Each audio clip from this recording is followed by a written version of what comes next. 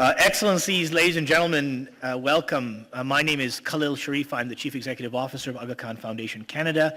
It is a very great delight to welcome you all here to the delegation of the Ismaili Imamate for today's session, which is a special launch of this year's World Development Report. For those of you who are here for your first time, welcome. For those of you who are here, have been here before, welcome back. The delegation was inaugurated by His Highness and the Prime Minister a number of years ago, and when it was inaugurated, they expressed a joint aspiration that we use this space to host those conversations and cultivate those partnerships which might lift our collective horizons for how Canada might contribute to a more peaceful, prosperous, and pluralist world. And we have sought to do that in a number of different ways, including in a session like today. Now, today is particularly important because despite our geographic proximity, it's been one of my senses that we can learn much, much more than we today do in Canada from the extraordinary knowledge riches at the World Bank. And the World Development Report, for those of you who are familiar with it, this annual publication, has had the record of launching a very rigorous discussion and dialogue on whatever theme they choose. And so I'm delighted that we've been able to attract to Ottawa today some of the principal brains behind the report, as well as a number of other leaders who are, in their own ways, furthering the work that the report talks about. The 2016 report is called Digital Dividends, and it comes, of course, at a time when we are all inundated with the proliferation of digital technologies, mobile phones, the internet, other information sharing devices, and we can see how profound an impact they're having on our lives here, as well as on lives everywhere in the world, including even in some of the most poorest, most marginalized parts of the world. This rapid diffusion of digital technology is being transformational. It's boosting economic growth, providing new opportunities, enabling all kinds of real-time information sharing, improving service delivery, and I would say even recasting what we understood information actually even was. Things that we never thought you would share, we now share as information over digital networks. I don't think you have to think very hard, and those of us who are in the development sector have already seen in some very clear ways development benefits from the digital technologies that are at our fingertips. Mobile banking, market information to rural farmers, e-health. This is a big area you'll hear more about. The Aga Khan Development Network, with great support from Canada, has been making very, very significant investment in. It has made geography, in many instances, less important to the quality of service delivery that people receive. But of course, like any technology, it is not without its risks and without its challenges. And we are hearing today about a digital divide around the world where benefits are being unevenly distributed. We know also that digital technologies can be used by people with important, noble, and promising aspirations, but it can be also used by others. So the timing of the report, the quality of its explorations and analysis couldn't come at a more important time. We are existing at a time of very rapid and significant change, and anything that helps us anchor ourselves, gives us a moment of pause and reflection, I think is welcome, and this report does that, if nothing else. We have a great lineup of speakers today. I will not go through them in any detail. The bios are on your chairs. You'll see how distinguished a conversation we are ready to have. I'm particularly delighted that we've had some of the most important people behind the report, including Uwe Deichmann, who's right here, the co-director of the report itself, who is going to take us through this. We've got people who have come from the developing world to talk to us a bit about the challenges and opportunities they're facing in this field. We're delighted. I'm also very particularly delighted to have with us today Alistair Smith, who is the Canadian Executive Director to the World Bank. I guess I'm not allowed to say that. He's the Executive Director for Canada, Ireland, and the Caribbean. at the World Bank Group. He's Canadian, it turns out, and we're delighted about that. Alistair has had an extraordinarily distinguished career as a public servant and in the private sector, in finance, in Treasury Board, at CIBC. He is representing Canada and these other countries with great distinction in Washington at a time of very significant change in the bank and in the environment in which the bank is operating. And so the kind of stewardship he's providing at this time is actually very, very important. We're delighted, Alistair, you've been able to make time to come and join us for this, and I'd like to invite Alistair up to say a few words right at the outset. Alistair.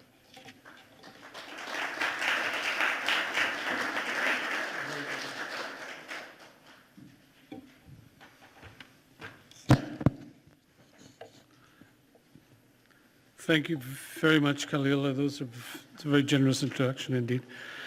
I feel a little humbled by it.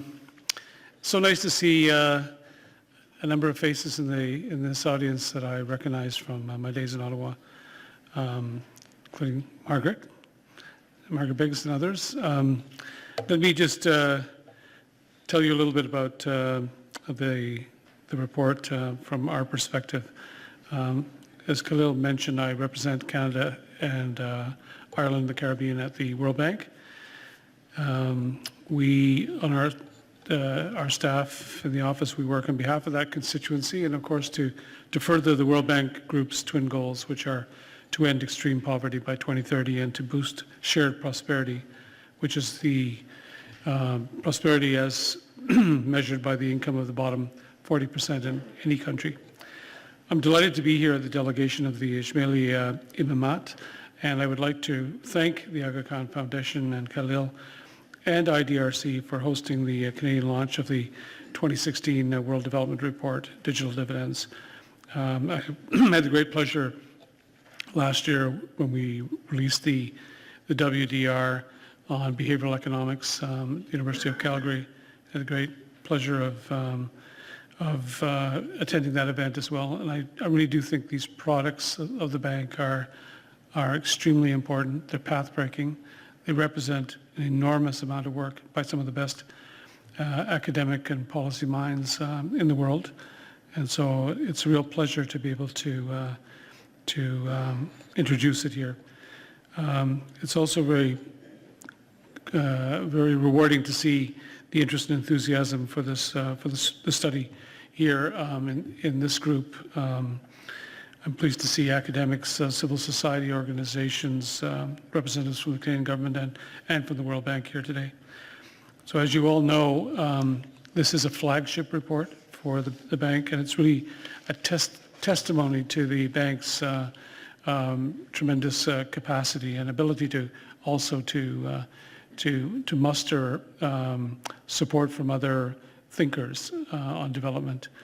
The 2016 report, as Khalil was also mentioning, does provide path-breaking analysis on the broad development benefits from digital technologies, but also, as you mentioned, on the digital divide that still exists and which needs to be closed in order for these benefits to be spread across the developing world and emerging economies.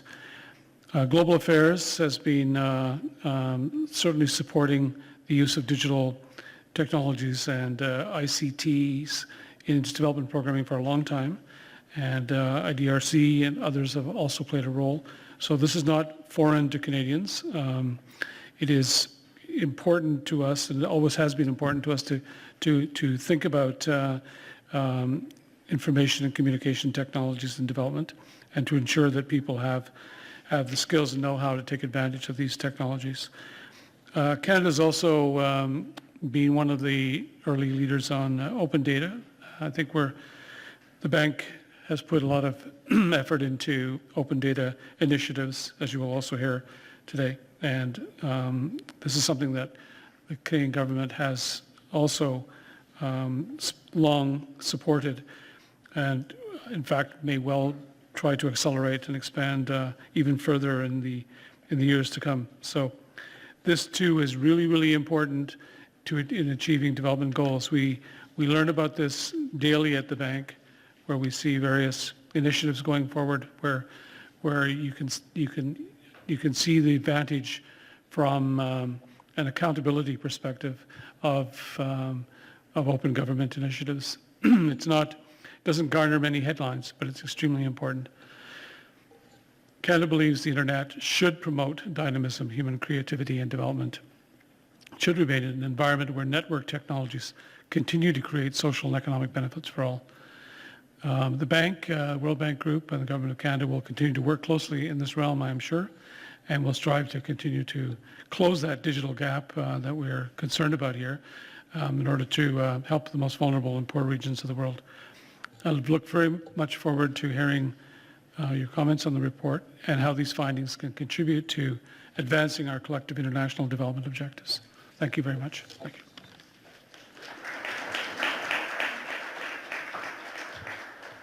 Great, thank you very much, Alistair. So I want to do two things before I invite us to launch the program. First, I wanted to thank Global Affairs Canada and IDRC for partnering with us in hosting this event.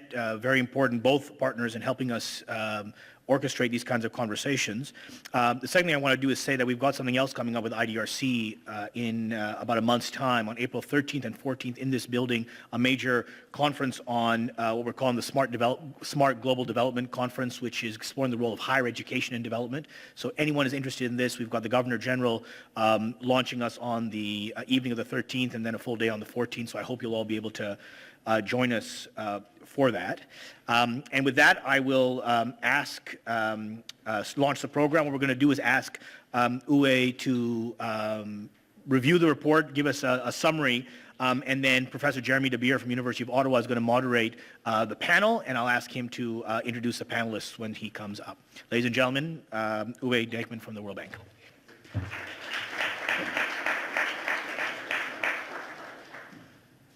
Just grab a sip of water.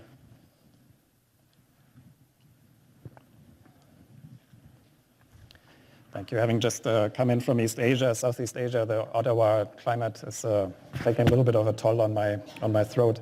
But thank you very much for the very kind introduction, and thank you very much all for coming here today. We've had a very good collaboration with Canada for a really long time, so the Department of Global Affairs has been supporting WDRs for a number of years, and we hope that really good collaboration will continue. And we've worked very well together also with IDRC, including a very good consultation workshop in the Caribbean, in East Africa. And this has been a tremendously fruitful collaboration, and the imprint of that you will also see in the report. So thanks very much for giving me the opportunity to discuss the report today, the World Development Report on Digital Dividends. Over the next 20 minutes or so, I will quickly take you through some of the main messages of the report. So I will show you a few slides on how digital technologies, and we mostly talk about the internet and mobile phones, have changed people's lives in developing countries. Then I will show you a few on the risks that have come with these opportunities, and some on the report's main policy implications, what we can do to manage those risks. So the iconic image that you see here won the World Press Photo Award in 2014. It shows migrants at a beach in Djibouti, and it's a great illustration for the fundamental human desire to communicate with others. And of course, this photo also has very strong resonance given what has been happening in Europe over the last year, but we should not forget also in many other world regions. And if you're curious why these migrants are holding their cell phones up in the air, well, you should read the WDR, or at least be patient until I tell you in a little bit. So mobile phones have spread more rapidly than any technology before. Even among the poorest 20% in developing countries, more than 2/3 have access to a phone. And around 3.2 billion, or 40% of the world's population, are now online. And this digital revolution has brought many immediate private benefits: easier communication, a wide range of information sources, and new forms of leisure. And this picture shows how. A typical day in the life of the internet involves billions of emails, videos, searches, and so on. And behind these numbers lie staggering amounts of data and information flows that cross borders seamlessly and costlessly. So we all love our mobile phones and the internet, but what the WDR asks is whether these technologies have also been good for development. Have they brought faster growth, more jobs, and better services? That's what we are collectively calling the digital dividends. It's somewhat similar to the concept of peace dividend or demographic dividend. In the first 3 chapters, the report analyzes this question from the perspective of 3 agents. Has technology made businesses more productive? Has it brought more opportunities to people? And has it enabled governments to become more efficient? And this report mentions many technologies, from feature phones to smartphones, from computers to clouds, from sensors to satellites. But this report is really not about technology. It is about its impact on development. And to understand that, you should meet some of the beneficiaries of the digital revolution as we did, and hear their stories as we did while we were preparing this report. One of them is Meng Hongwei, who owns a ranch in Shandong province in China. Meng trades live animals on Alibaba's online trading platform. He has been in a wheelchair after an accident, but he proudly says, "I'm not a disabled man, I'm an online businessman." His annual revenue now is about $50,000, which is a hefty increase from the $200 a month disability benefit that he had before. And he now employs 6 other people with disabilities. Alibaba has 8 million online entrepreneurs, of whom almost 2/3 are small-scale entrepreneurs like Meng, 1/3 are women, and about 1% are persons with disabilities. This could not have been possible without digital technologies. Let's move on to Kenya. A few years ago, a satellite passed over East Africa and took pictures of many villages, including Kendu Bay near Lake Victoria. The satellite data were interpreted by freelancers working for Mechanical Turk. They identified the types of roofs of the village huts, which turns out to be a really good predictor of the inhabitants' welfare. After verifying the information on the ground, workers from an American charity, Give Directly, sent a $1,000 unconditional cash transfer through the M-Pesa mobile money system to a number of beneficiaries. One of them was Siprosa Akut, a widow with 8 children. Previous industrial revolutions had bypassed people like her, born into poverty in a remote village in a poor country. But hopefully the digital revolution will be different. So Siprosa has used the money to pay for a family emergency, for school fees for some of her children, and she bought 2 goats and repaired the roof of her house. This could not have been possible without digital technologies. Finally, on to India. The children in this picture were victims of human trafficking, condemned to a life of destitution. Like these children, nearly 1 billion Indians have now been issued digital identification. Proper IDs, which we take for granted in rich countries, have made it easier to provide vital services to poor and vulnerable population groups. And it has also helped reduce benefit leakage and government waste. Countries from Nigeria to Pakistan and from Estonia to Singapore are other examples of the successful use of digital IDs to improve services. Again, this could not have been possible without digital technologies. Now, behind these compelling stories, on which we also have short videos on the website that are really worth watching, lies some very interesting economics. The WDR builds on the economic literature to propose a very simple framework for understanding how the internet promotes development. By greatly expanding the information base, technology helps people access private and public services that were previously out of reach, promoting inclusion, but it is also expanding markets. By lowering information and coordination costs through automation, technology can make businesses, workers, and governments more productive, and this is boosting efficiency. And finally, by creating information goods, when the product and process all become digital and the marginal costs fall essentially to zero, technologies generate scale economies which spawn new businesses, business models, and promote innovation. The report applies this framework in the first 3 chapters and provides many, many examples of benefits for businesses, people, and governments. So everything I've said so far is what you would find in a typical ICT report. Having established the benefits of digital technologies, many have argued that it's only a matter of time before these benefits will reach everyone. But of course, it's not that simple. Digital technologies have become universal in many upper and middle income countries, but they contrast with some very worrying trends. So the growth of labor productivity on the left chart has been slowing down. The extreme poor globally, on this chart in the middle, on the left side, and the middle classes in many advanced economies, where you see this inverted U shape of the share of the wage increases, basically, that different parts of the income distribution globally have received. So the middle classes in many advanced economies have seen their income stagnate over a really long period.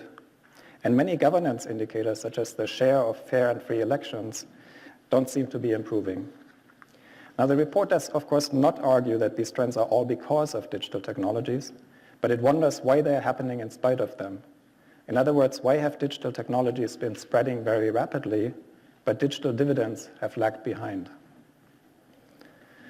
Now, the first answer is, of course, that despite rapid technology expansion in many parts of the world, there's still a significant digital divide.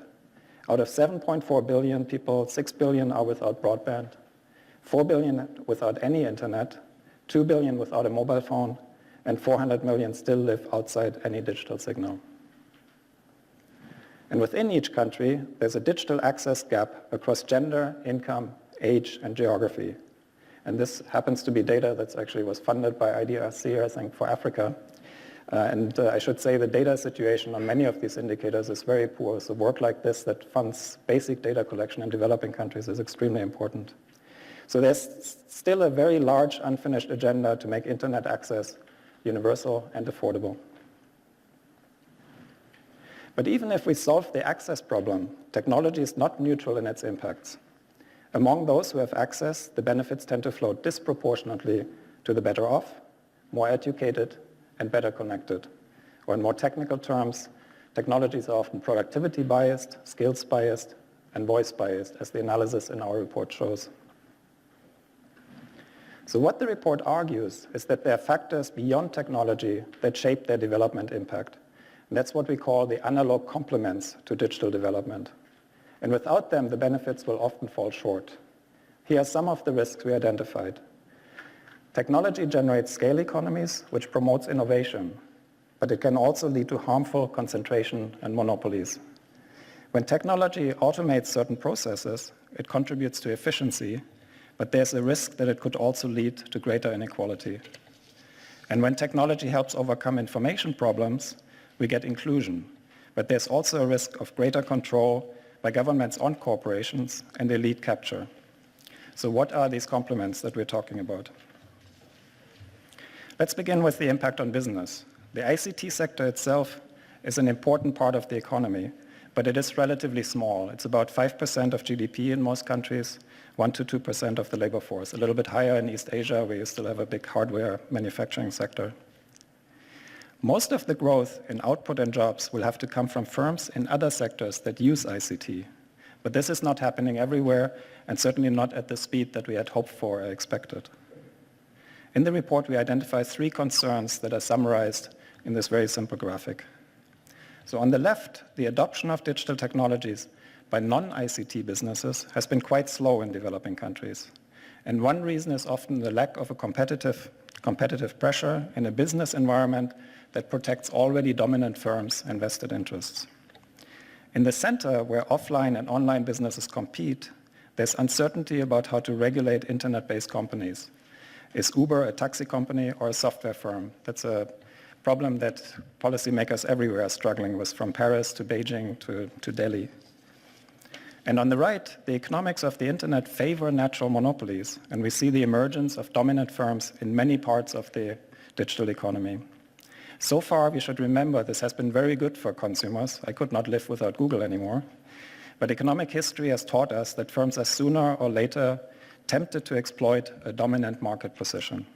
And I should say, when we discuss this in Europe and North America, most of the emphasis, most of the discussion is on the right side of this chart about digital monopolies and so on. But one of the things I learned in the report is in developing countries, but the bigger problem is probably in the rest of the economy, the ICT using economy, that is much more important in those countries. So in summary, without good regulations, especially competition policies that ensure a level playing field for firms to connect and compete, we may see much less innovation than we expected. And we may instead end up with greater concentration on monopolies and with divergence between firms and economies that are slow to adopt the internet and those that have quickly come to dominate their markets. Now, the second risk relates to the labor market. The internet complements skills and allows workers to be more productive and to find more rewarding opportunities and also get higher wages. But it is also changing the labor market. New forms of work tend to be more informal, and automation is destroying some jobs. We have seen that in manufacturing, but increasingly we also see that in mid-level white-collar occupations. While these changes are good for overall productivity, they can be deeply disruptive to individuals. One of the results is an increasing polarization of labor markets, which we have seen in developed countries, and there's a big debate about this in the US, for instance. But as we show in the report, this is also something that we now see in the developing world. So in most of the countries in this figure, it's probably hard to see from the back, the share of middle-skilled, middle-paying occupations is falling, while the share of low-paying jobs is rising. And this is, of course, not all due to the internet. There's globalization, urbanization, and so on also play a role. But many academics, many analysts believe that digital technologies are an important driver of these trends. As a result, the biggest risk from the digital revolution may not be massive unemployment, but widening income inequality. And the most important public policy response is to help everyone to gain the skills that technology complements and not the skills that technology replaces. Finally, there have been a large number of e-government initiatives. These initiatives have given us easier access to information and more efficient government procedures. In the report, we talk a lot about Estonia, which is a leader in this area, really having digitized much of government function. But an extensive review of the evidence shows that in many other countries, these investments often fail to address the two most difficult challenges to improved service delivery. One of them is the accountability relationship between service providers, policymakers, and citizens, basically the ability for citizens to hold service providers to account either directly or through politicians. And that was in fact the topic of a WDR in 2004 that was very influential. And the second is the ability of citizens to participate in and influence public debates, the so-called collective action problem. The evidence compiled in the report suggests that initiatives that leverage technology to improve service delivery often fail when policymakers and service providers are not accountable, and therefore lack the incentives to improve services. Now in the report, we compile available data to measure where countries stand with respect to digital technology endowments in the business sector for people and for governments, and with respect to these complements. So in this chart, we use a broad summary measure of the quality of regulations, skills, and institutions, our complements. Both rise with income, but there's considerable variation. And this data set provides a simple diagnostic tool to prioritize policies for countries at different stages of digital development. So as we move to operationalizing the report, we hope to improve this data set and really use it as a diagnostic tool in our engagement with client countries. So we use this broad typology in the final 3 chapters of the report, which are about policies, what to do, where, and when. They discuss the implications for the ICT sector itself, policies to strengthen the analog complements that were identified in the first 3 chapters, and issues that cross borders and require global cooperation. So first, ICT policies that ensure that everyone will get affordable internet access. And as promised, this gets us back to the cover photo. The people holding up mobile phones are migrants in Djibouti who strain to catch a signal from neighboring Somalia. Now, Djibouti is one of the last telecom monopolies, while Somalia, which is a much poorer and fragile country, actually has a vibrant telecom sector with lots of competing providers. So in terms of supply-side policies, we actually have a pretty good idea of what is required. Strong competition policies in the telecom sector, public-private partnerships, and effective telecom and internet market regulation. The private sector will make most of the ICT infrastructure investments, but public support will sometimes be justified by the very strong social benefits from internet access. Now, the challenge is much harder when it comes to demand-side or second-generation policies. There are difficult questions about internet filtering or censorship and how to ensure a level of personal privacy and cybersecurity that makes people feel safe when using the internet. And even the most advanced digital economies are still struggling with these issues. If you can't read the text, or if you remember this cartoon from the mid-90s, which apparently is one of the most reproduced New Yorker cartoons ever, about on the internet, nobody knows you're a dog. And of course, we were a little naive at the time, because today, as The Economist wrote, now Google and its like are surveillance machines that know not only that you're a dog, but whether you're fleas and which brand of meaty chunks you prefer. And I think that sort of sums it up. Now, secondly, there are many practical steps that countries can take to strengthen the analog complements, how to adapt regulations, skills, and institutions to the digital age at different stages of digital development. In what we call emerging countries, internet use is still low, and the priority is to build the foundations, mostly by making adoption easier. That's certainly the case for much of Africa, for instance. For transitioning countries, it is to ensure that everyone is able to take advantage of new technologies. And in transforming countries where internet use is already very high, it is to address the wicked problems that the internet itself creates, such as complex competition and antitrust issues, or deepening the government's digital engagement with citizens. Now, the discussion in this chapter also highlights the many ways in which digital technologies can actually help strengthen these analog complements, for example, through well-designed online education or in monitoring service provider performance. So while the report argues that the internet is not a shortcut to development, it can certainly be an accelerator. The final policy chapter deals with global issues, how to govern the global internet and how to remove barriers to a global digital market. One important aspect is how institutions such as the World Bank and IDRC and other development partners can better leverage these technologies in their own work. So if the internet disrupts everything, should it not also disrupt the business of development itself? So we hope that the report will contribute to a vibrant debate about this topic with our development partners. So in conclusion, the main message of the WDR is that digital development strategies need to be much broader than ICT strategies. Connectivity for all remains a hugely important goal and a tremendous challenge, but countries need to do more. So consider again the compelling examples that I started out with. M-Pesa was able to roll out mobile money because of the rapid spread of cell phones in Kenya, but also because regulators allowed it to compete directly with banks. Alibaba's success builds on fast-rising internet coverage, but it is equally due to the many skilled entrepreneurs aided by a supportive business environment, including very good logistics. And India's Aadhaar digital ID system relies on large databases and fast communication, but it cannot be an effective tool for service delivery to poor and disadvantaged people without accountable policymakers and service providers at all levels of government. What the WDR 2016 proposes is that when these complements to digital investments are absent, the development impact of new technology will often be disappointing, and we see that in many instances. But when countries build strong analog foundations, they will harvest ample digital dividends, faster growth, more jobs, and better services. Thank you very much for your attention.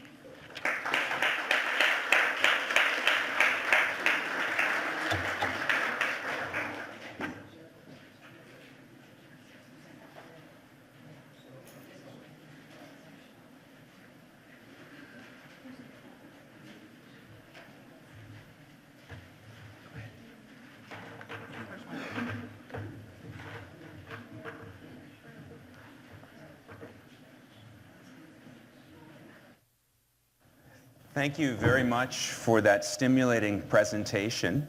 My name's Jeremy De Beer. It's an honor to be asked to moderate this illustrious panel.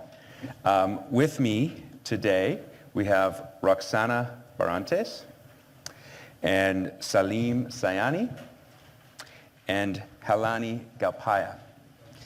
Now, rather than read you their extensive biographies, I thought I would have them introduce themselves by explaining how they see digital development play out in their own work. And I'd like to start with you, Helani. How do you see the themes of the WDR report play out in the work that you do? And how does your organization engage with these issues? So I think what's interesting in what Uwe was saying is that you see certain potentials at the macro level, but there seems to be really odd things when you look at the data because you see some negatives emerging. We look at micro level impacts of ICTs on individuals, on households, in communities, in businesses. And we see the positive impacts. Of course, there can be negatives. So our mission, and I'm with Learn Asia, we are a pro-poor, pro-market think tank. We work in South Asia and Southeast Asia, in the poorest countries, so all the SAARC South Asian countries, and the poorer Southeast Asian countries, including Myanmar, Philippines, etc. And we think that access to infrastructure, particularly ICTs, but also roads and electricity and forms of energy, have a lot to do with development. And we are about evidence-based policy change because it needs to be based on data, what the policymakers do and what service providers do. So what we do as researchers is we go to the field to really identify how people use ICTs or infrastructures, why they use it, why they don't use it, try to analyze the policies that might enable them to then use it, and to represent the poor people of emerging Asia in the halls of policymakers so that we hopefully come up with more sensible policies. And what are you finding, just to follow up on that? What are some of the key conclusions from the data that you have that either complement or So, I mean, if you look at micro-level impacts, we actually did a systematic review of the impacts of ICTs, particularly mobile phones, because that is the ICT that we have in Asia, really, on livelihoods, rural individuals, businesses, farm, non-farm, etc., livelihoods. And you see, depending on the intervention, so without question, mobile telecom network rollout has a strong, positive, generalizable impact on the livelihoods of people. That is quite strong, statistically significant, etc. Interestingly, the other interventions, which a lot of us focus on, which is giving people apps and particular services, so let's say market price information via SMSs, right? Or an app that gives some other information. Those studies are at best inconclusive and not generalizable, you know, for people who worry about statistics and things like that, right? So it obviously points to a lack of study, so we need more rigorous analysis to really understand whether all the money that we're spending on giving apps on certain things and providing specific information actually has an impact. So we need to do the better studies, but I think we also need better interventions. Similarly, when we look at small medium enterprises in lower middle income countries, covering all the English language literature that's been done, again in a systematic review over the past 15 years, we see very small positive impacts on growth of SMMEs due to the use of ICTs or any other network devices. So again, the story is positive, but really not as much as you'd expect. And the question is, should we then be doing other types of interventions, or is it enough that we're getting a tiny marginal improvement in productivity or growth in a small, medium, micro enterprise? Thanks for that. From where you sit, Roxana, in South America, what's your reaction to the WDR 2016? I'm really glad to have the World Bank look at ICT. And from our previous conversations, it is the development problem. It is a development issue on which the technology intervenes. And as said before, this technology has widespread use in the world, and it has happened very fast. And that is working, that is happening on a set of economic and social relations in the developing world and in the world in general. And so the transformative power of the technology will impinge on the transformative power of what people and agents can do in those contexts.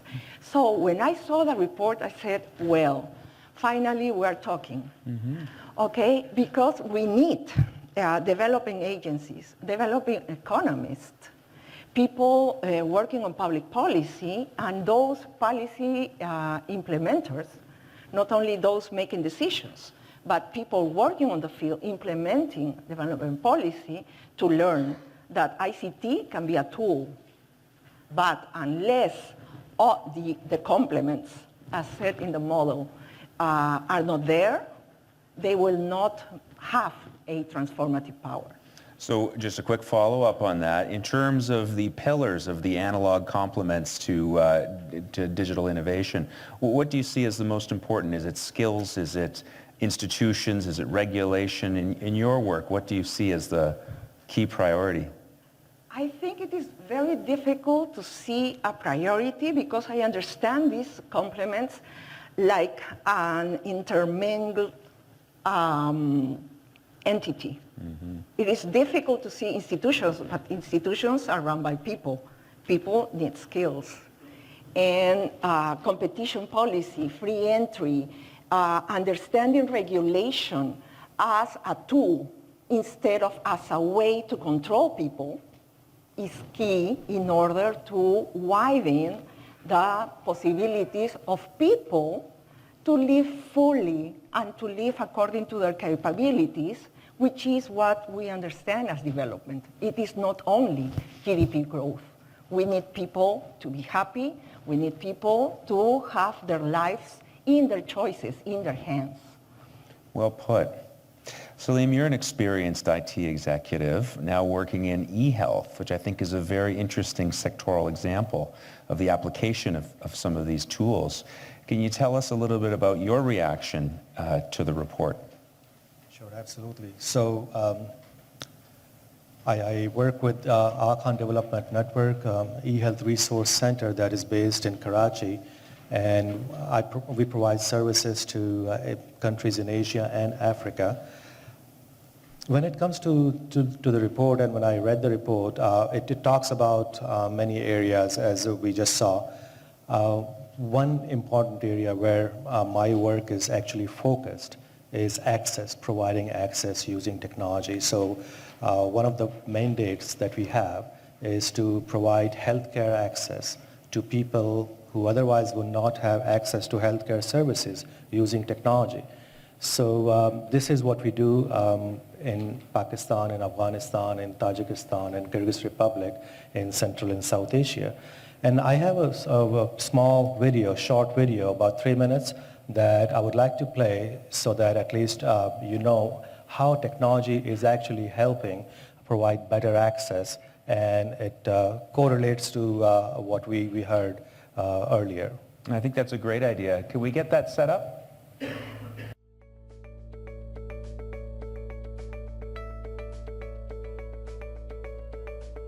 Communities in remote and underserved regions of South and Central Asia have little or no access to high-quality medical treatment.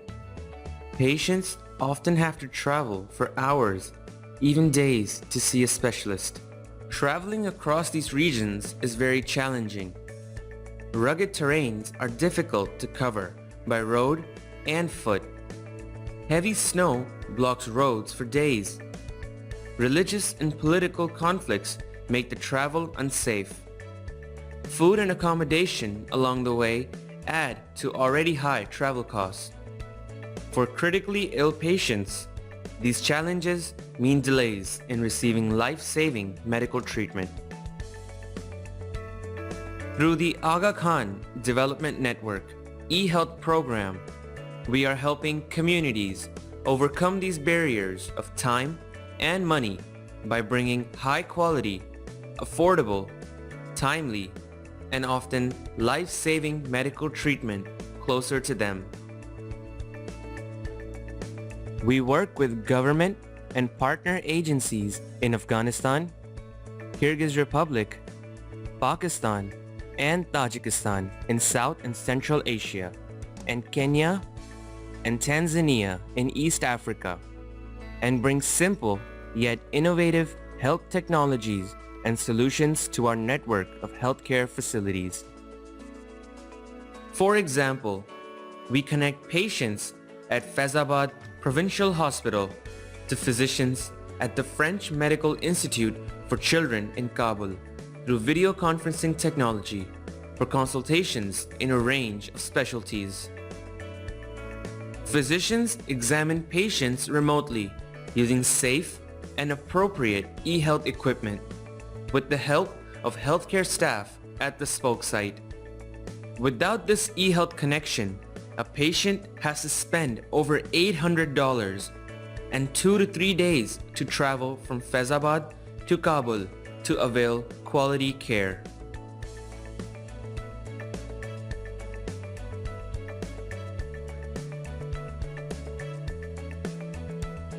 Physicians also benefit from our program. They seek second opinion on complicated cases and also participate in e-learning sessions. This reduces professional isolation, often created by working in remote areas, and helps them deliver improved quality of care to patients. As our network grows, so will our commitment to bring technology-enabled, efficient, equitable, and affordable healthcare to the underserved regions of the developing world.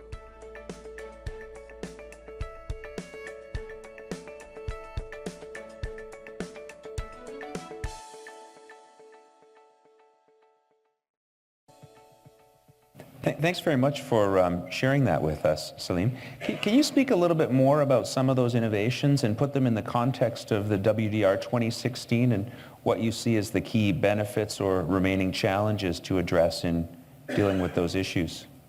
Sure, absolutely. So report talks about access, report talks about providing, building capacity, right?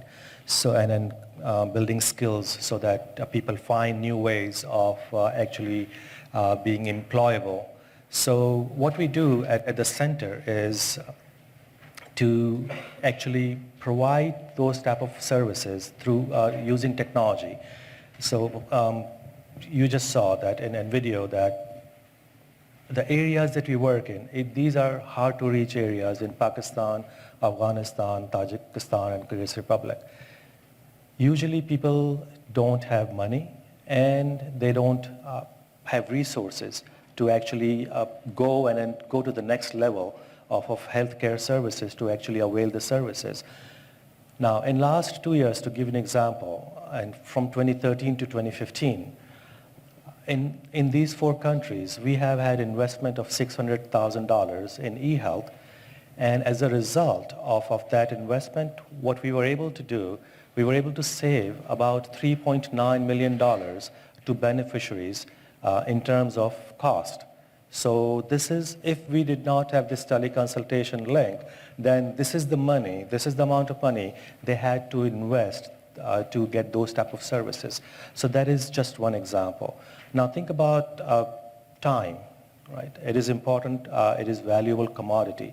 So we were able to, in those 2 years, 2013 to 2015, we were able to save actually 70 years worth of a time in 2 years. Otherwise, people would have to spend to actually get those type of services if technology was not available. So I agree when we talk about access that technology is actually creating that enabling environment to provide healthcare access to people who really need it, when they need it, and where they need it. So rather than they're going to physician is actually going to patients. So this is a type of innovation which is using basic technology, but it has a high impact. Very interesting. So I gather what you're talking about there is essentially a geographic gap. That's one of the things that you mentioned, Uwe. And it struck me, I don't know about others in the room, but it struck me how wide that gap still is when it comes to access to ICTs. But it's not just a geographic gap, is it? Roxana Helani, would you like to speak about other aspects of the gap that you see in your work? Okay, so I mean, we have traditionally thought about just the access gap as a 1-0, right? People have something or don't have something, and that is still important. There are plenty of people who don't have something. But as far back as like 2006, when we were doing surveys, like representative national level surveys, what we were seeing is people who don't have a phone, meaning who don't own a phone, were still using them. So over 93% of the people, including 93% of the poorest people in India, right, the country with the largest number of poor people, had received a call or sent an SMS within the last week when we did the survey. So access exists without ownership. But ownership is really important because the type of activity that you do when you have a phone is somewhat different from when you're using somebody else's phone. So for example, when we did our national survey in Myanmar on ICT use, people, obviously, so when you ask people what you do with the phone across all the countries in Africa, Asia, it's for communicating with friends and family, right? That's the most common use. The second most common is for some livelihood-related thing. When people don't own a phone but are using somebody else's phone, 13% of those calls are for livelihood-related things. But when you have your own phone, 21% of those calls are livelihood-related, right? So suddenly the utility that economists like to measure will go up because you're calling to find a job, you're coordinating with the suppliers of the vegetables that you might be selling, you're calling the electric company, so the type of use fundamentally changes. That has to do with owning a phone, and also how many of your network, there are network effects, how many other people can you call who are also in the same business. So ownership is important. And what you see in access is you see a gender gap, obviously. More men have access to a phone, but it is dominated by income effects. So poor men and poor women are quite similar when you look at access. In ownership, poor women are much worse off than poor men. So there's a much bigger gender gap that doesn't get washed out by income effects, right? So that's ownership. But then there's a question of, so you have access and you have maybe even a phone. What kind of digital participation are you doing? What do you do when you're online? Are you online, right? And the story, at least in emerging Asia, is that most people are not online. So access is very high. Ownership is pretty high and increasing. But they're not online, right? Under 20% of people in South Asia, under 20% in most of Southeast Asia are online. And that's a real problem, right? The urban, the rich, the young, and the educated are predominantly online, and male, obviously, are online, right? So then the question about access is how do we go about solving this problem? And I don't think we've really solved it, but there we get some hints. So for example, in Myanmar, this shocking thing we noticed, in a country that has been closed up for 25 years, they got cell phone services 2 years ago, basically. We did the national survey 6 months after commercial rollout. 63% of the phones were smartphones. And 40% of the SIM cards in those phones were accessing the internet every day, so daily active users of the internet. This is an unbelievably high number compared to like 20% of the people ever having used the internet in India, for example, right? Not even daily, forget that. You're looking at within 90 days or in the last year have you used the internet. So Myanmar is very different, and we think one of the things is really that type of phone. So getting affordable phones, smartphones, which give a very different internet experience, has a lot to do with how many people will get online and what they'll actually do. Because what they're doing now, the killer apps are social media, so Facebook really dominates, and through apps, not through browsers. Even when they're on a browser, like the 2% of the people who use a browser on their phone are using it for Facebook, right? The 17% who use Facebook are using it on an app. Then they're using WhatsApp and Viber for messaging, and they're using it for calling. So while they use even Facebook for, keeping in touch with their friends or whatever, a lot of these things that they use, what we call social media, is actually money-saving strategies. Because SMS is expensive, because calling is expensive, they're doing all the stuff we would do via voice and SMS on these social media platforms. So I think that needs to be looked at, what people are doing when they are online. So that's a different type of divide, and that has to do with then what kind of positive or negative impacts you'll have. That's very interesting. This is a really important question, this issue of gaps and demographic gaps. So I'd like to ask you the same thing, Roxana. What's your perspective on this issue? It's very interesting that Southeast Asia and Latin America share a lot of the characteristics that Helani has pointed out. And I just want to stress a few points. One is the importance of ownership. Our most recent survey focused on 3 capital cities in Ciudad de Guatemala, Lima and Buenos Aires, trying to identify, our hypothesis was that there was going to be differences because Guatemala is a low-income country, Peru is middle high income, and Argentina is a high-income country. And the other issue that we were going to sort out by focusing on capital cities is teledensity. In the 3 cities, teledensity is well over 120%. And so what we found in those contexts is the importance of ownership for getting online. So it was important. The issue of having a phone or not having a phone is almost no longer an issue. You need the ownership in order to get online. We didn't see a lot of difference vertically. You know, as long as they have a device, even the phone or the computer at home, the tablet, the notebook, etc., they will go online. But then, regarding usage, the main differences go because of education, and education correlates almost fully with income. The other one is gender, women being online less, and the other one is age. And we did a very interesting study on older adults, just focusing on the household composition of older adults. And where they live with young people in the house, they will increase the probability of being online.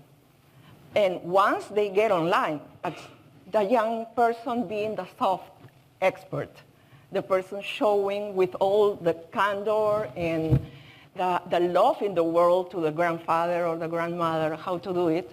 Once they got online, it was really interesting. They didn't get the spouse along.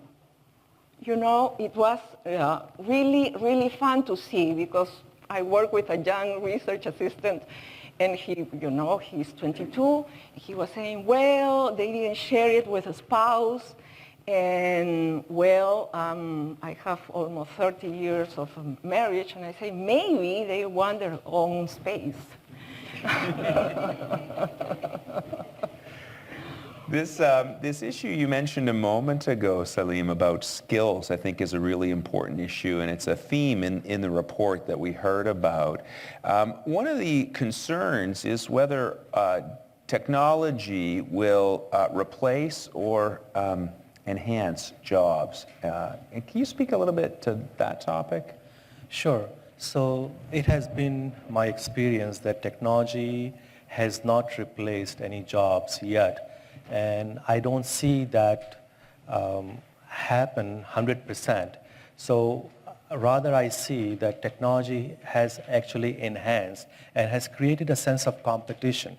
So as a worker who was not skilled, now today is skilled worker because of technology, because now technology has enabled that worker to learn few things and be able to actually do something that 2 years ago or 1 year ago he or she was not able to do. So it has created enhanced the skill set and has created a sense of competition, and also it has resulted in improving socioeconomic situation of that worker as well as that community. So I think that is what I've seen so far. You agree, Helene? Yes and no. I mean, I think when you talk about technology enhancing skills, a lot of what we're seeing is the already elite, the already educated, enhancing their skills using existing technology, accessing global resources. For the people who are not the elite, so not coming out from the top universities or what have you, because they can get jobs anywhere, right? They work in a global marketplace and they have access to global skills. They're a different group. But for the poorer people, a lot of what we see is they acquire skills in the traditional way. You know, they'll save up money and go take a 3-month course in a computer diploma, right? A piece of paper that they'll give. However, what technology does is enable them to enhance their income. So they haven't acquired the knowledge as a result of technology. They've gone to a very traditional course and learned how to, you know, do some graphics design or something. but they are able to enhance their income by participating in technology platforms like the online platforms that give work like Fiverr and Mechanical Turk and stuff like that. And a lot of times underemployed people, so people who might already have a very small job but supplement their income by doing logo designs for $5 per logo and so on and so forth. So what we're seeing in that micro work are some positive effects because they have access to technology and broadband infrastructure and so on. So you use the key term there, micro work. Now that comes out of some of your IDRC funded research, I believe. Yeah. Can you talk a little bit about the implications of digital technologies for micro work? So what we've seen is increases in income. They're not, for most of the people that we talk to, that's not their main job. They always have some other job, even if it's, it might be women occasionally who that's the only source of income because they've left work because of kids or something like that. But a lot of times it's the young kids who aren't going to get hired by the booming software industry in Sri Lanka or even in India, who have to go get some other lower paid job, but who have some technical skills and are doing work. It is actually incredibly difficult for them to get on these platforms. You can always go register, but you're not going to get your first job. So there are all these tactics that they use by getting a friend to give them a job, so your star rating goes up and so on and so forth. And then sort of they recommend themselves, then they get caught because the platform realizes it was another account owned by the same person, increasing their star rating. So there's lots of these barriers for them to cross. And unfortunately, these are commodities in a way because they are competing on price, right? So I agree, the skill thing is really key. You want to move up to a higher level skill, and some of them migrate, right? They start out doing logo design, and eventually they're doing, so that's a 20-minute job for $5. Whereas eventually some migrate to a 1-week whole website design where they name the price, and it can be very, very lucrative. But that's not very common. And across the board for all of them, real problems, and this is the analog economy really messing up with the digital economy, is that they can't get paid in many countries because PayPal is the dominant platform. So for example, in Sri Lanka, you can't get PayPal payments into your bank account. The central bank hasn't allowed it yet, right? So they have to go through lots of, pretending weird IP addresses from Malaysia, if you're technology savvy, to pretend you're in Malaysia to get payments or get other debit cards, legality of which is slightly dubious, so we don't do a lot of publicity because then the bank will just come regulate it. There are all kinds of issues that the analog economy needs to solve. Because a lot of people drop out of these platforms because of that negative experience of getting paid. They do the work, but they can't get paid, and they've realized they've put in 10 hours into something, and only afterwards they realize, oops, I can't get paid. Roxana, based on your expertise, what's your perspective on the digital dividends for jobs and employment? Yeah, it's very interesting. We have just finished a couple of studies supported by IDRC. One focus on the skills, the issue of skills and the difference, the gender difference in the skills that may pay or not pay a return to explain the gap in payments among men and women. And what we found doing all the econometrics and cleaning the endogeneity and et cetera, and economists will understand me, is that it is the level of assets being lower for women than the returns once the assets are taken into account. So a policy recommendation is getting training programs focused on women. And to that, another piece of data which I found very interesting for online education. Women who are taking care of children, who have interrupted their education because of family matters, it is easier for them to enroll on online courses, online diplomas, online degrees, They don't have to leave the house. They don't have to disregard the children, because it is not easy, and it's getting more difficult in developing countries to get this network of people that usually help us taking care of the children. The other piece of information that I want to share with you, which is work done by my colleagues Galperin and Vicens, is that they actually got hold of big data from an online labor platform in which the assignment is posted, and women and men, and nobody knows if it's a man or a woman, in which the asking price that women reveal was lower than the one asked by men. And so, again, economic and social realities are underlying how we use the technology. So it's a lot of social and economic change that should go along. In the report they say analog, and I wonder how, maybe a question for Uwe, how they come up with that name analog for those issues that explain or help explain development. We're going to bring Uwe back up and ask him that question in just a minute. But before we get there, one of the interesting things about the jobs and labor issues is the potential for regulation. And that's another one of the themes in the report, is what sort of regulation is necessary. Would you like to speak a little bit about that? Sure. So when it comes to policies and regulations, health space is a space which is highly guarded with regulations and policies and what you can and cannot do. So in my experience, when providing teleconsultation across countries, across regions, one of the challenges that we faced, for example, in Pakistan, we have this setup that we have a specialist in Pakistan that provides expert opinion to somebody, a patient sitting in Afghanistan, because in Afghanistan there's no expertise available in that field.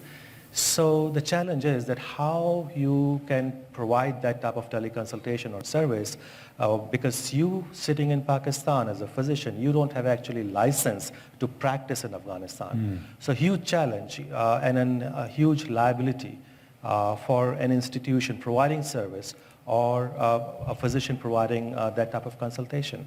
So far, we don't have a cross-country licensing agreement like we have in Europe and in North America.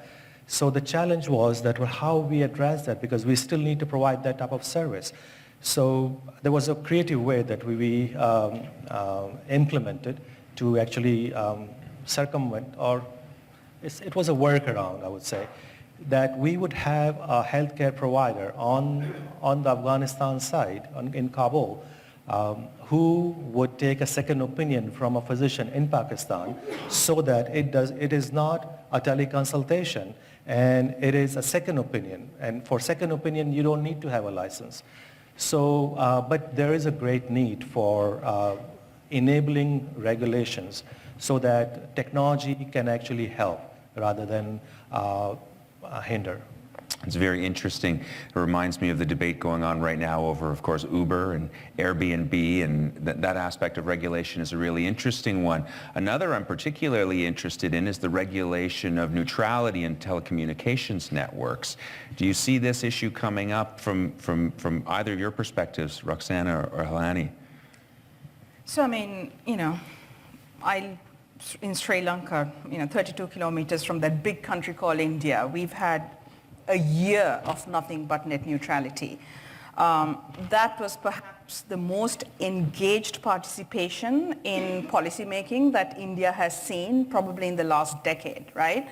In February of last year, 1.2 million people wrote to the regulator on a piece of proposed legislation. Wow. In January of this year, over 2 million people wrote again, right? And we analyzed this actually using big data. So in India, and I think that's a good way to introduce the whole net neutrality issue, is the idea that Facebook was going and giving free basics, which is an app which when you open it, you get access to Facebook and you get access to a whole bunch of other applications. Depending on the country, it varies. It could be some things with maternal health. It could be other commercial information. It can be some weather information and so on. And the Facebook that you get is no video and no picture. So it's like a very text version of Facebook. It is given free through one particular operator, and if you get a SIM, you have free access. And they sold it as, you know, this is one of our solutions to get people of the world online. And of course, the problem with that was that that people who come online for the first time experience what Facebook was selling as the internet was actually a very much a walled garden, something inside this particular app. Now, our own research, long time ago funded by IDRC, found this very interesting phenomena, well before Facebook did anything, 4 years ago, where people in Asia were using the internet, but when you ask them, are you using the internet? They say, no, no, no. And are you using Facebook? Yes, right? So they don't equate these two. So the danger was that these people would stay inside these walled gardens, think Facebook is, you know, the internet or whatever. So this has competition issues, who gets inside the walled garden, all these issues. On the other hand, Facebook says 50% across the globe of people who start using Facebook, Facebook Zero, that's what this app is called, or Free Basics, become paying customers of the full internet, meaning they go on to buy a data package from their telecom operator. Remember, the Facebook Zero stuff is free, right? Mm-hmm. So within 30 days, 50% of those people become users of the internet. One assumes the full internet, because why on earth would you pay? I don't know. So if that is actually true, that's a pretty fantastic conversion rate, right? When we are struggling to get more than 20% of the people online, suddenly you give them something free, you give the most attractive content. The killer app is social media, right? We may not like it, but that's a fact in the world. These people are converting. So there was a huge debate about this. What kind of access should people have? On one side were people who said they should have access to the full internet. Until then, let's ban Facebook. On the other side were people who said, let's give them some form of something. Let's not call it the internet maybe, but let's give them something and see what happens. In the end, Facebook lost. The other side won. That's the case in India. But Free Basics is very much alive. By the way, Free Basics is just one form of free content walled garden platform, right? So there are many, many countries. Every country, I think in Latin America that you guys studied, has free content. This is a market strategy for telecom operators to give free content, right? So apart from Facebook, we really do need to address these issues of how we get people on the full internet. So is that a vertical integration issue? It reminds me of America Online, their strategy that they adopted in the 1990s. Sure. Roxana, what's your experience with this?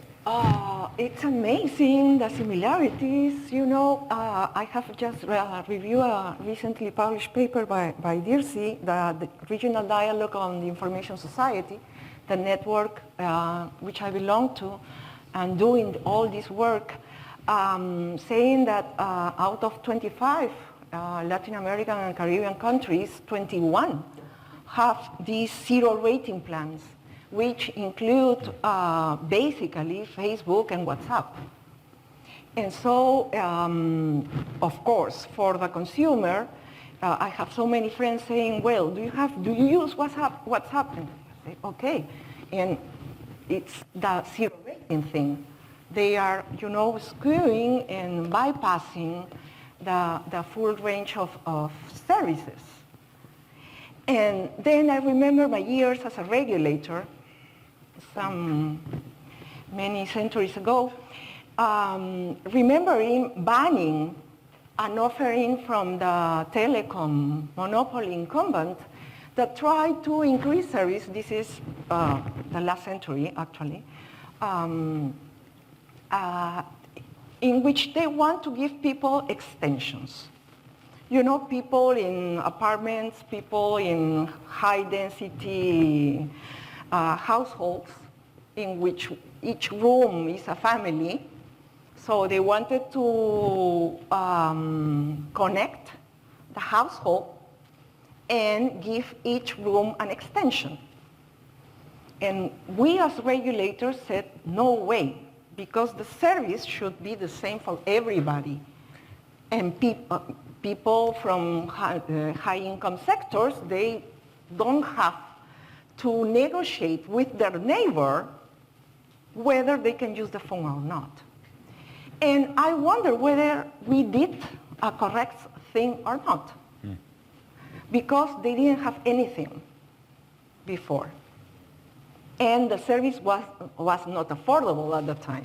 And so the problem was the offering, or the problem was our inability because of the contract, because of the regulations set in the law, to make the service affordable as a regulator. And so I think there are a lot of issues around this zero rating and around what people aspire, what people know, what people will learn, that we should be studying and discussing in the development process. Helena, you used two words in the same sentence that made me raise my eyebrows, and that's Facebook and big data. And when you put those together, I think about privacy as an issue. Can you speak about how that comes through in your research? Yeah, so just to touch on the Facebook, one of the big things the advocates who were against Facebook were saying is that this is a huge violation of privacy of these poor people who are coming online on Facebook Zero because they can analyze the hell out of this data. Actually, that's a problem for just Facebook, period, whether they're coming online on Facebook Zero or not, right? So we need to really think about those issues. So we deal with privacy in this big data context, in the data analytics context every day, because we get call detail records. So whenever you make a call or use your phone for the internet or receive a call, send SMS, there's a record that gets generated on the system of the telecom operator. It's called a CDR, call detail record. There are trillions and trillions of such records every single day in a tiny country like Sri Lanka, for example. There's another type of record called the visitor location, VLR, visitor location register. That's whether or not you make a call. When you're moving about, every base station is recording your movements, right? So we deal with the first kind, CDRs, when you have an active phone activity. We negotiated with the telecom operators in Sri Lanka to get historical, anonymized call detail records for Sri Lanka. So historical and anonymized are the two key words here, because that's how we dealt with the privacy issue. Because in fact, there were operators who were quite happy to give us the data with the phone numbers, because it actually is quite costly to anonymize them. So thanks to IDRC, I mean, we actually placed computers inside their offices and run anonymization algorithms and then take the data out, because we actually don't want to know who that is, right? So there's a whole lot you can do with anonymized data. So we can look at when the new highway came up in Sri Lanka, what happened to labor mobility, right? And you can combine that with household surveys to see whether income went up and so on. You can look at how diseases are spreading once you identify a particular area and how people in that area move about. You can identify economic activity. So traditionally what people do, the census departments, the Department of Statistics in countries will run huge surveys, which are quite costly, every 5 years, 10 years. And they will say, okay, this area is a commercial area because of this type of activity, this is more residential, etc. But actually, it turns out when you combine the base station load patterns, that is the density of the calls from a particular area, with the mobile phone top-up records, how much people are spending on mobile phones, and Google nightlights, and mash it up and run algorithms, you can at a very granular level identify where poor people live, where rich people live, whether that has changed over the last day, month, or week, whether it's a commercial area, whether it's a mixed work area, whether it's a residential area. So these are incredibly important in policy making, because this is how you deliver government services to poor people, for example. Where do you locate your telecenters? Where do you run an office to give driver's licenses? Decisions are made in the absence of data today, right? So what we're trying to do is fulfill that gap, and it's representative, and that's the key, because even poor people use cell phones.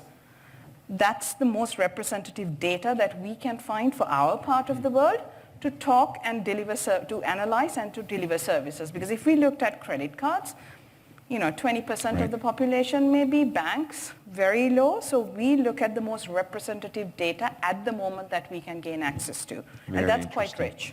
I think that's a great time to turn it back to Uwe. I'd like to invite you up on stage here and ask you a particular question while you're coming up. And that's how the report has been received around the world. You and your colleagues have been presenting this on every continent, as far as I understand, for the last several months. Yeah, we've not been to Antarctica yet, but maybe that will come. No, we've been, I think, in about 30 countries. We have a really good team, so we are spread out. There's somebody who's covering much of Africa and so on.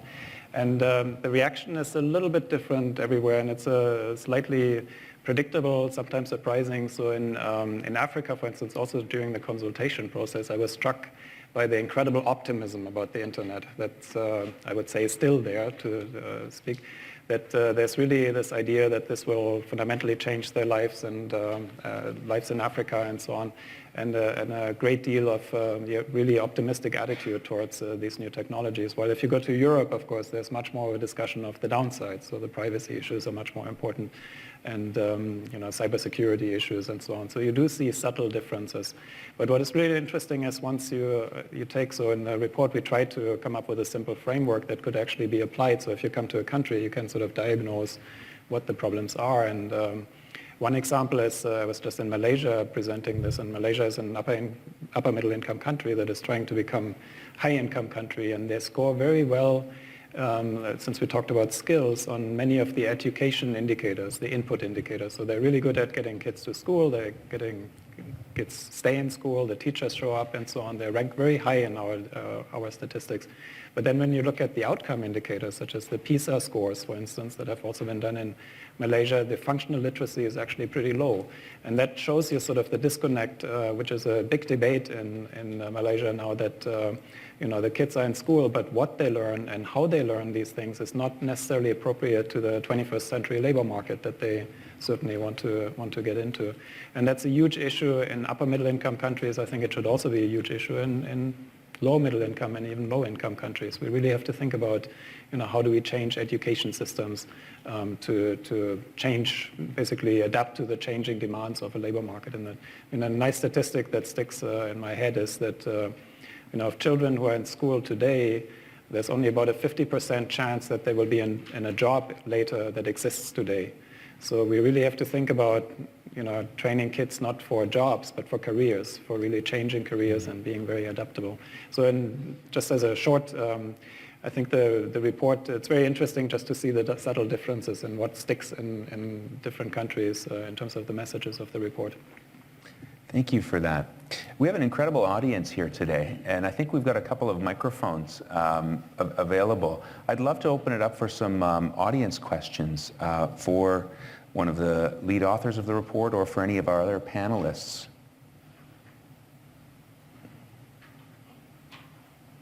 Maybe while we're waiting, I could just mention something about the analog. Because that's a question that comes up quite a bit, to let you think a little bit about questions. It's really, we came up with this idea with this very short message of the report actually very early on, that essentially digital technology is really important, but without solving some of these fundamental development problems that we've been struggling with for the last 3 decades, which is how do you create a good business environment, how do you create the skills that are really needed, and how do you create a more accountable government. These technologies simply don't have the same impact that we would have expected. And so, but at the same time, when we do these presentations and we talk to ministers and so on, we usually get only between 5 and 15 minutes to make our point. So you have to have a very simple shorthand for these other things, so the digital things and the other things. And so somebody suggested analog, and it really stuck. So, and most people in discussions like this, people start using the term and so on. So I would say 9 out of 10 people get it immediately. The unfortunate fact is among the 1 out of 10 who don't get it is our World Bank president, who gave us a really hard time for the longest period because he sort of took it much more literal. And fortunately, we are extremely stubborn, so we didn't change the term. We used it, and I think it works. So I hope you still remember this tomorrow, that the digital technologies and the analog complements. Let's take a couple of questions. I'll just ask that you introduce yourself briefly before addressing the panel. And you had a question. Yes, is this on? Thank you very much to the very interesting panel. I'm Ilse Kveen. I'm from the Norwegian Embassy here in Ottawa. And I would just like to ask your advice, basically, to how should governments include digital applications or digital knowledge in our own policy. How should it be included in our development policy? And I would just like to mention an example. The Norwegian government recently launched a financial mechanism for in an innovation competition, basically within the field of health and global health and global education, for companies, research environments, institutions to come up with innovative ideas how you can reach your development goals. And one particular example is a new app for education for Syrian children, so that they can learn how to read and get their education even though they don't go to school. So that's one example. But I suppose from what I hear, you've also talked a lot about the importance of regulations and so on. So that's in a different sphere again. That's in terms of international negotiations and or international institutions and how you can negotiate global rules in this regard. So, great question. So, a very practical question: how to include digital in the development policy. Let's take two more quick comments, and then we'll turn it back over to all of our panelists. So here, and then at the very back. My name is John Sinclair. I used to be working at the World Bank, so I'm aware of what how important these documents can be. But I wanted to talk about a little about the macro dimension of what we've been talking about. I mean, and I think you, Mr. De Beer, raised this in one of your questions implicitly.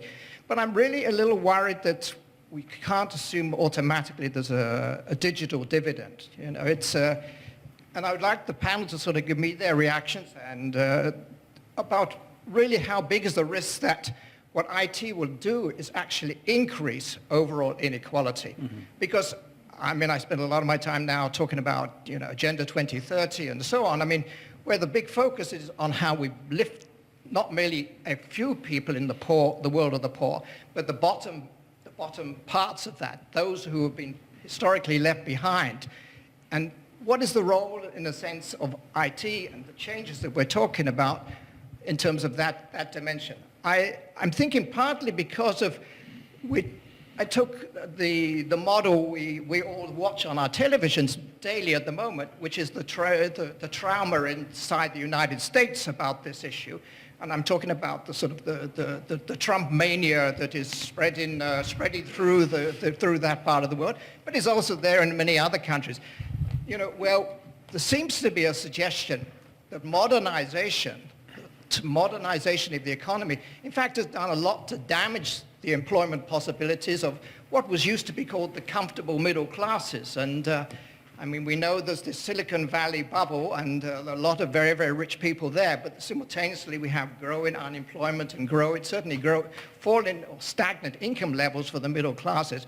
And in a sense, are we really talking about a situation which at the moment is an operation for reaching low-hanging fruit in developing countries? I recognize fully well that the digital divide, the vacuum there is very, very large.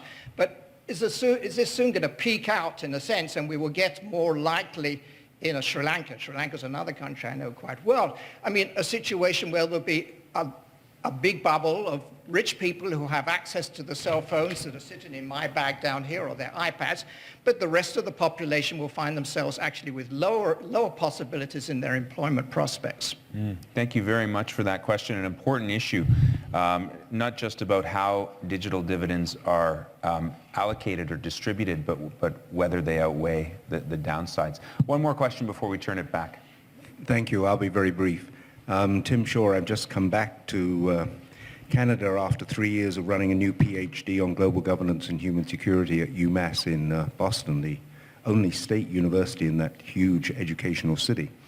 And I have a question which you may have answered because I arrived late, because I'm virtually visiting there every day, about the impacts of the digital on peace and conflict. I'm very struck if you go to Kenya, if you go to Little Mogadishu in Eastleigh, if you go to Dadaab, the biggest refugee camp in the world, you will find all sorts of digital connections.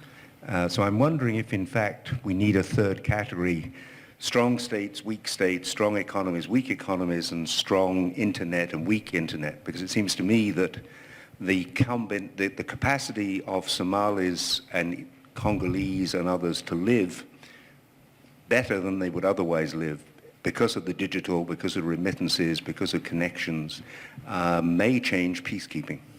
Thank you very much for that. I'm going to ask you to respond first, Uwe, and then turn it back to our panel. And you can take your pick as to any one of those three questions. Yeah, they're all extremely interesting, and of course, maybe I'll give a very quick one on each.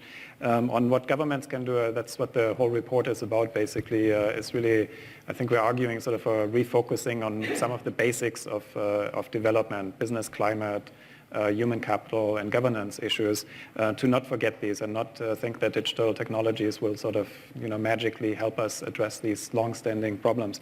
But one thing I would want to point out, in chapter 6 of the report, we actually talk a lot also about how these technologies could actually help development agencies become much more efficient. And that's certainly a question we ask ourselves in the bank.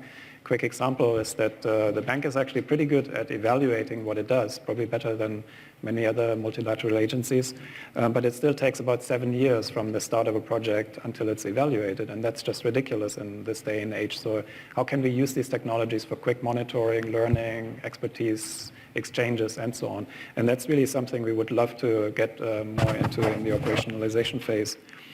Now, on the employment situation, this is actually, we have a little bit on the history of this. This, of course, has happened before many times in the Industrial Revolution and so on, that new technologies replace workers and so on. And there's a nice metaphor which talks about the race between education and technology. So as technology proceeds, it automates certain processes.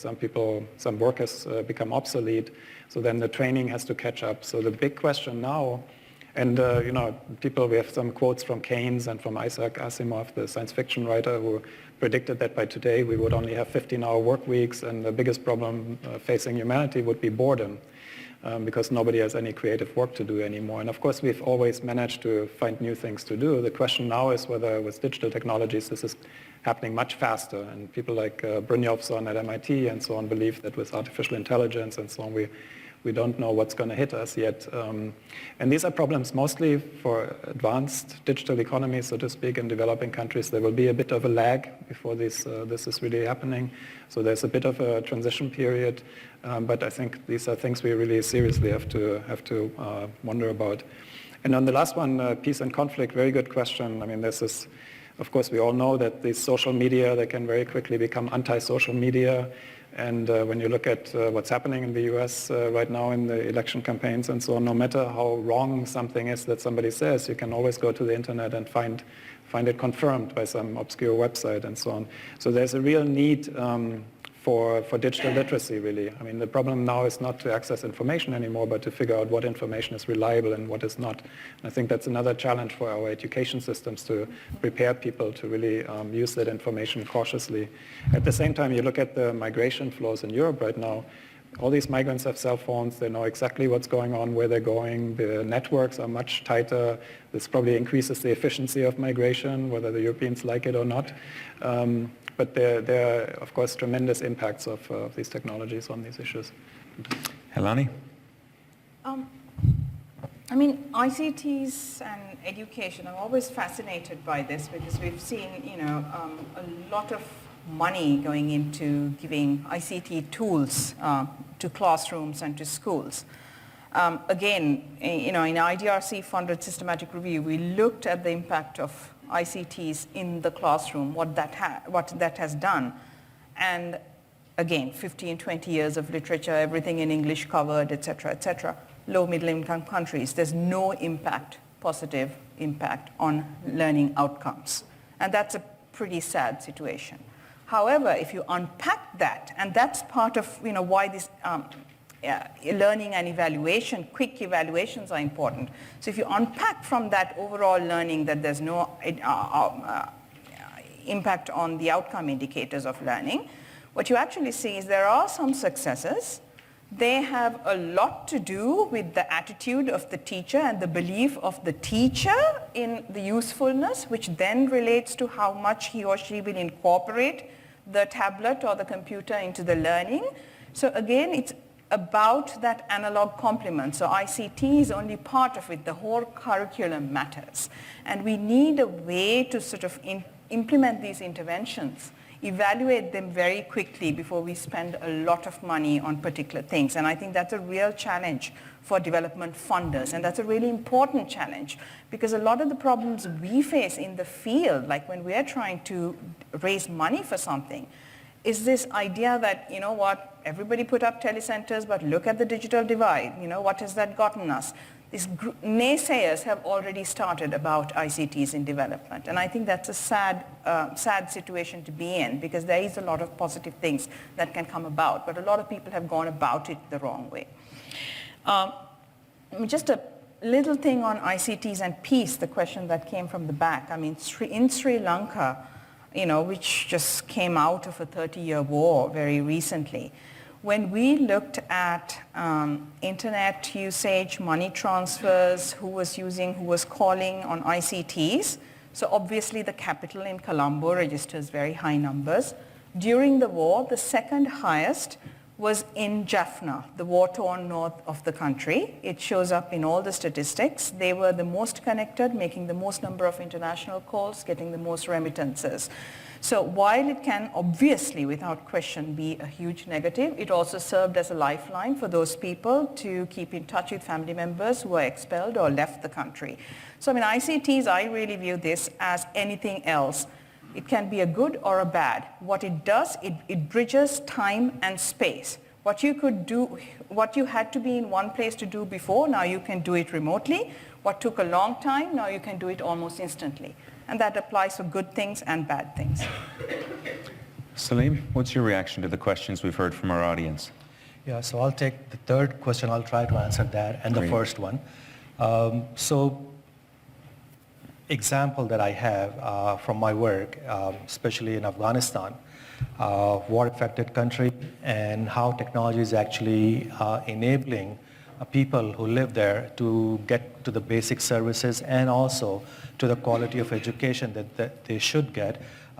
So faculty, for example, who used to come from North America to FMIC, now they don't feel secure, they don't feel safe to actually come and make the trip to Kabul, but e-learning medium has made it possible to actually people in FMIC or people in Kabul to get same level of education using technology. So that is a very good example of technology actually providing benefits.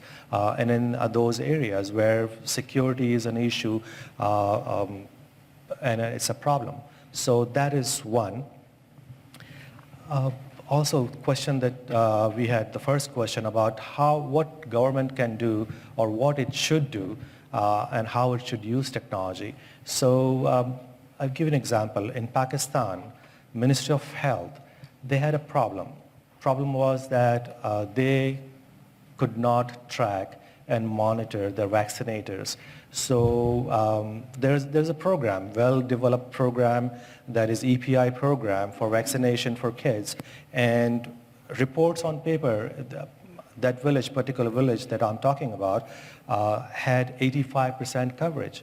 But actually, it did not have 85% coverage because vaccinator would go home, sit down, fill out all these forms and submit it, right? So what we did with Ministry of Health is we actually helped them to create an app, a mobile app that vaccinator will have. So it did two things. One is that it actually automated the entire paperwork. So there's no paper trail. Everything is automated so you can analyze whenever you want to analyze. That is one. Two, it actually had a function to track vaccinators and their workload. So if you are a vaccinator, you go to village A, and actually if you vaccinate a kid, there's a geo tracker. It tracks your activity and also it tracks when you vaccinated. So you sitting in district health office as a district health officer, you can see where your vaccinators are. So technology is actually helping enable governments to govern their resources better. And this is a huge improvement over what we have seen. So I think what is really important here is that there should be a willingness to change, a political will to change. And if that is there, then it can really make a difference. Roxana. Building on that last idea by Salim, it is a will to change by the government and also somebody at the highest level leading the process. As sometime in the past, we had leaders that help change laws and regulations and common senses around how to treat women and about the rights of women, etc. And so there is the need for a leader who can talk about these issues clearly and can inspire other public servants. Because it's really difficult for public servants in the middle or just in the field to pursue ways to do things that their bosses don't understand. Unless you have a boss who is flexible and open and can understand the benefits that technology can bring. And that, the three questions, before going on this last idea that is burning in my head. In developing countries, we still, when automation, this risk of automation displacing jobs, displacing people, we still have the problem of second graders, of the majority of second graders don't understanding, being unable to understand what they read. And so go step by step. Our major discussion right now is not about job displacement. And so, and we have to take care of the demographics too. It's going to be difficult in a country who is benefiting from the demographic bonus, as Peru is right now, from a country that has the whole pyramid, and it won't be until 85 years that they can reap the benefits of the demographic bonus, whatever that is at that time. Finally, all these questions got me into thinking about really should every policy, each and every policy has a measurable impact? What about the rights of people? I understand we are using public dollars, public monies, so we should be accountable. But being accountable is different, in my view, than trying to measure impact. What is the impact, the measurable impact for girls to have an identification card? Is there a measurable impact? I'm not sure, but it is a right in certain countries. What's the right of being able to access the cutting-edge technology for curing a disease? Is that a right? Is that a luxury? How are we going to measure the happiness of people in the end? And as being the happiness, the aim of development, there are at least some questions that we should think about more if we are going to pursue them because they have a measurable impact or because they are right. Thank you very much for that really important intervention. We're running low on time. We have just a couple of minutes. I want to acknowledge the people who have hung on this long by a webcast. Thank you very much. And I understand we had an opportunity for them to ask questions. So we'll take one question from webcast, and we have one more in the audience here. Great. This question comes from Bernard Etzinger, and it is, I would be interested in the views of the panel with respect to the government of India's rejection of Facebook's free basic initiative. Does that decision give hope or pause with regard to how governments apply their own frameworks? Okay. And one more question here. Yeah, my question is just around, I really enjoyed the focus on regulatory environments and the need to strengthen analog institutions. But it seems to me the skills and tools those institutions need are significantly changing to deal with these sort of uncertain futures and rapidly changing contexts. So how can we both strengthen and enable those environments in ways that are sort of empowering and that kind of realize ultimately the digital dividends, while sort of minimizing some of the benefits, especially considering there's just so much uncertainty. Yeah. Okay. I'm going to allow you to anchor our response, Uwe. Yeah, on Facebook, I mean, in the end, it's up to the regulator in each country to make that call. But I think one aspect that I would like to put in there, that this whole net neutrality debate is really about managing scarcity, right? It's because the bandwidth in many countries is still, either not sufficient or too expensive to access to really create a totally open internet. So one of the things we should consider is in this debate is, yes, there will be regulation in the short term and so on, and debates about specific programs such as Facebook Zero, but the ultimate goal should really be to make the internet ubiquitous and extremely cheap. And actually South Asia has been quite successful generally in bringing down the prices. So I think then many of these questions about net neutrality and so on become a little bit obsolete. But generally what the report says is what we do want is an internet that is universal, that is affordable, that is open and safe. So any policy that helps us get there is essentially the right path. And what individual countries decide to do about programs such as Facebook Zero is something we've discussed very briefly in the report, but we make no judgment on that.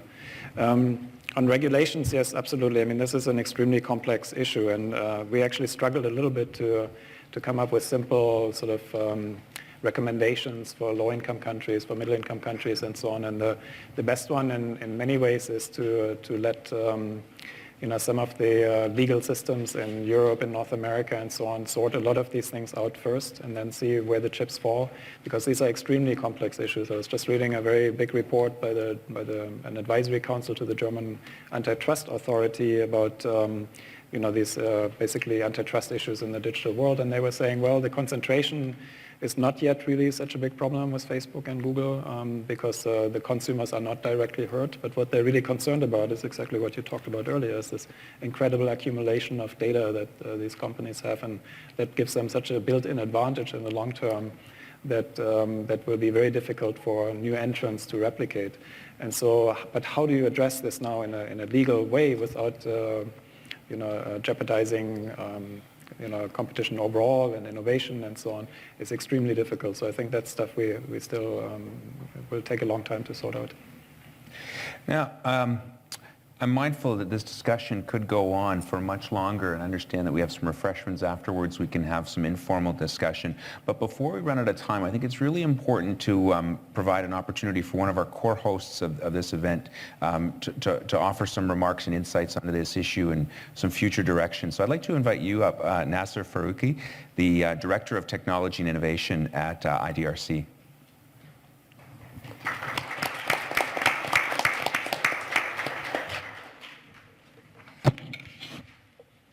Thanks a lot, Jeremy. So IDRC, as most of you know, is a Canadian Crown corporation that supports science in developing countries, and we're part of Canada's foreign affairs and development efforts, and we invest in knowledge, innovation, and solutions to improve the lives of people in the developing world.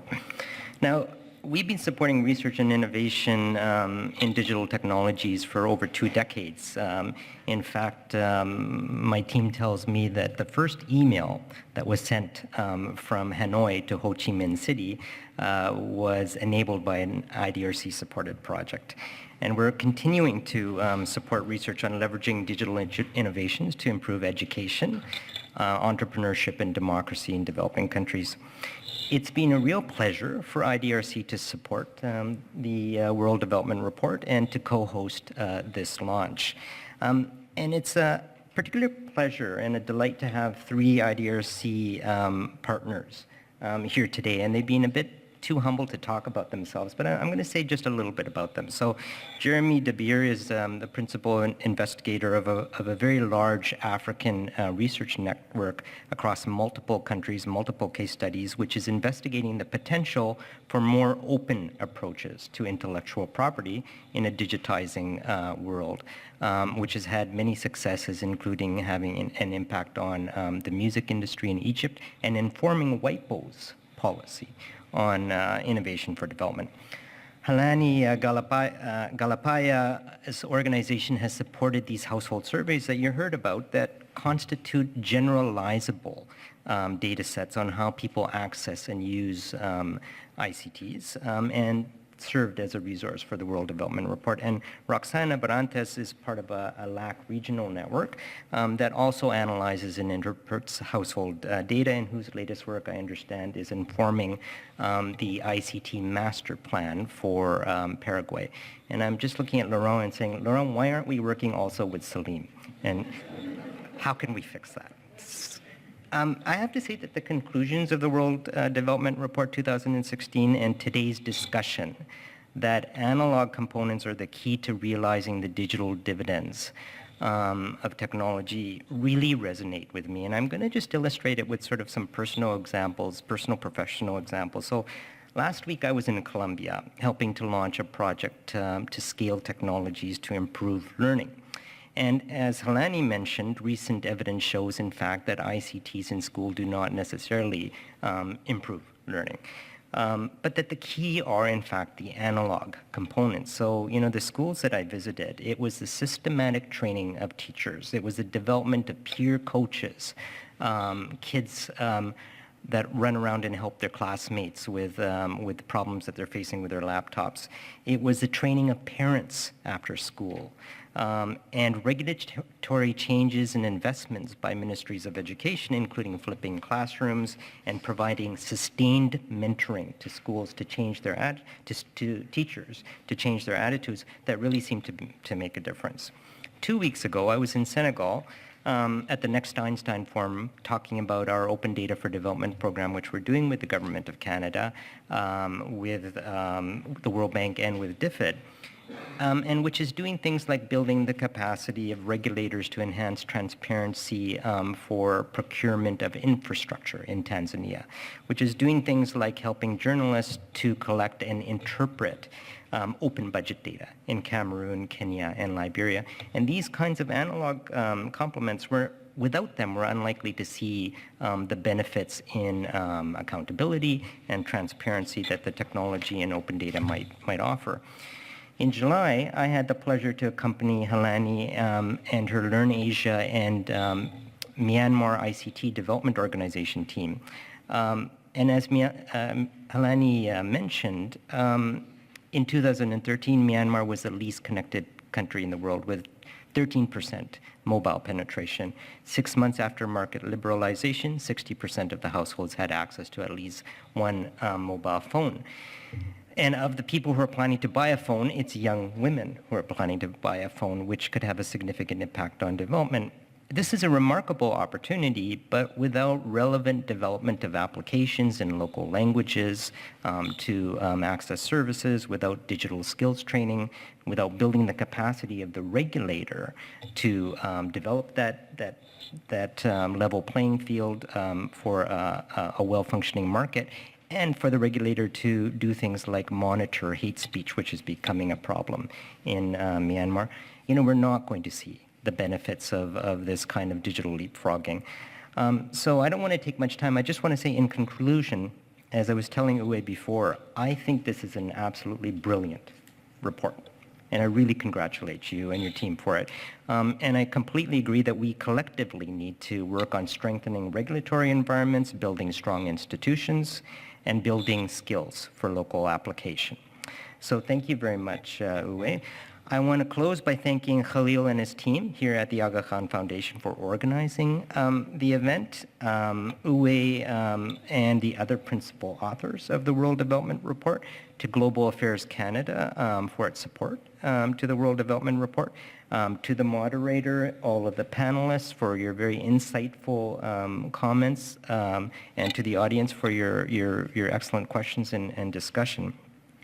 So with that, I would close this launch, but Nathan is madly signaling me from the back of the room to ask you to just, in your packages, you have an evaluation survey, and we'd ask you to fill that out so that we can improve how to do these things better in the future.